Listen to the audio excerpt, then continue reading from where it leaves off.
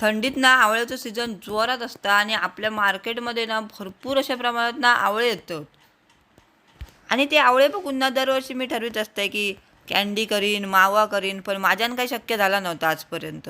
ह्या टायमाक मी ठरवलंयच की आवळा कॅन्डी ही बनवायचीच. तसे मी अर्धा किलो आवळे घेऊन इले. आधी अर्धा किलो आणले कशा ट्राय करून बघूया म्हटला.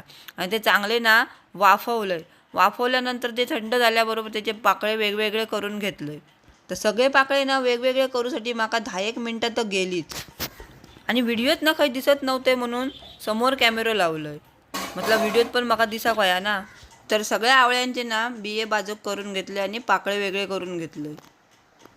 म्हटलं जर ना आवळा कॅन्डी जरा वेगळी करूया म्हणून ना त्या आवळ्यात ना एक आल्याचं तुकडो किसून घातलंय.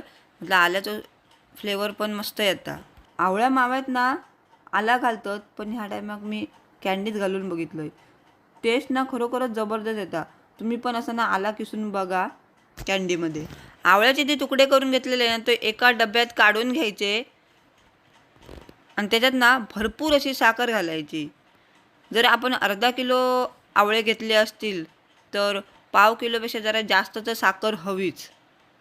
साखर घालून ना मस्तपैकी ते आवळ्यांतून अशी व्यवस्थित मिक्स करून घ्यायची आणि डब्याचं झाकण लावून 2-3 दिवसासाठी ना ठेवून द्यायचा. पण मधी ना उघडून ते ढवळत बसायचे. म्हणजे दिवसात ना 1-2दा तरी ना ते आवळे वर खाली करायचे.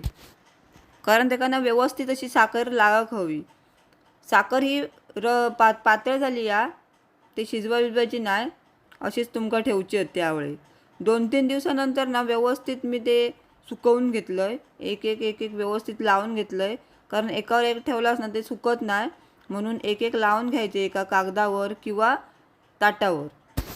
तर जरा वाईट ना डेकोरेशन वाटक व्हाया किंवा चांगला ॲट्रॅक्टिव्ह वाटक व्हाया ना म्हणून मी ते गोल गोल असे लावून घेतलेले ताटात.